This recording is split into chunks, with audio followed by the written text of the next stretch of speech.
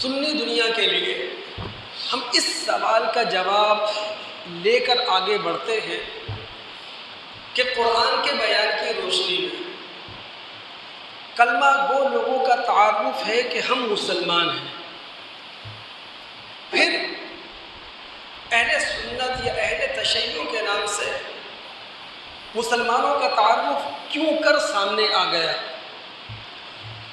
اس میں کوئی شک نہیں، قرآن دو ٹوک انداز میں ہم سے کہتا ہے کہ پوری تاریخ نبوت میں، پوری تاریخ رسالت میں انبیاء اور رسولوں سے وابستہ لوگوں کا جو تعارف رہا ہے وہ مسلم رہا ہے۔ اگر سورہ حج کی آخری آیت جس کا نمبر 78 ہے ہم مطالعہ کریں تو اس کے الفاظ ہیں هو سماکم المسلمین من قبل وفی ھذا، کہ اللہ رب العالمین نے اس قرآن میں بھی تمہارا نام مسلمان رکھا، اور اس سے پہلے بھی انبیاء علیہ السلام کے مذہب پر ایمان لانے والوں کا نام مسلمان رہا ہے۔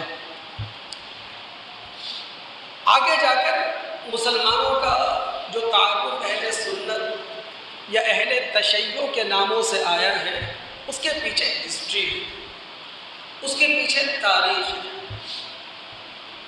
اہل سنت کا تعارف مسلمانوں کا اس لیے ہے،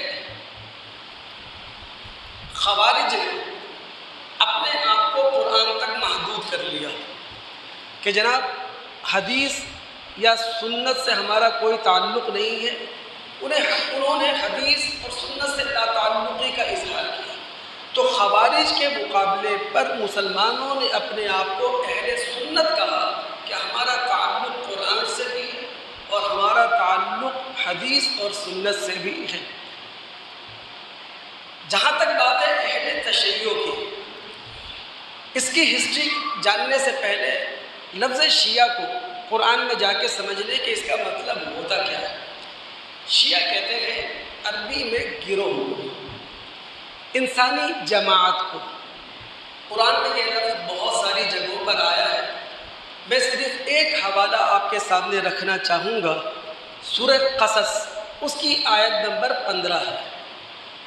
موسیٰ علیہ السلام شہر میں داخل ہوئے، یہ وہ موقع تھا جب اہل شہر غفلت کا شکار تھے۔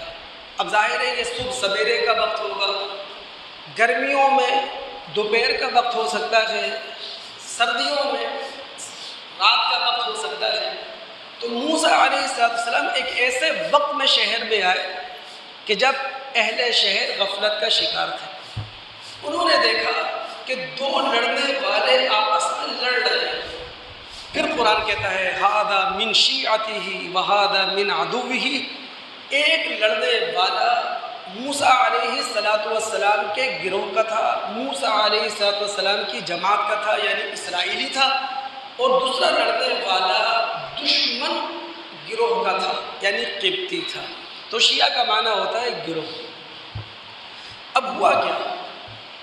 عثمان غنی رضی اللہ تعالیٰ عنہ کی شہادت کے بعد ہم تمام مسلمانوں کو یہ بات یاد رکھنا چاہیے کہ پوری تاریخ اسلام میں سب سے مظلومانہ شہادت اگر کوئی ہے تو وہ عثمان غنی رضی اللہ تعالیٰ عنہ کی۔ عثمان غنی خلیفہ وقت ہے، دارالخلافہ مدینہ کے اندر ہے، اپنے گھر کے اندر ہے، یعنی خلیفہ وقت کو دارالخلافہ میں اپنے گھر کے اندر محصور کر دیا جاتا ہے اور مظلومانہ شہید کر دیا جاتا ہے۔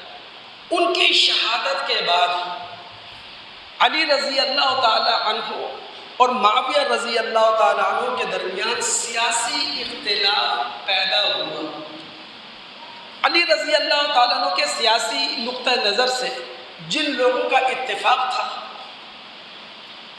وہ شیعان علی کہلائے، اور جن لوگوں نے معاویہ رضی اللہ تعالیٰ عنہ کے سیاسی پوائنٹ آف ویو کو بہتر سمجھا وہ شیعان معاویہ کہلائے۔ وقت آگے بڑھا، تاریخ آگے بڑھی، تاریخ تبدیل ہوئی، تو معاویہ رضی اللہ تعالیٰ عنہ کے ساتھ شیعان معاویہ کا نام ختم ہو گیا، چونکہ اس کی ضرورت باقی نہیں رہی۔ وہ 20 سال تک حاکم رہے، تو ضرورت ہی باقی نہیں رہی۔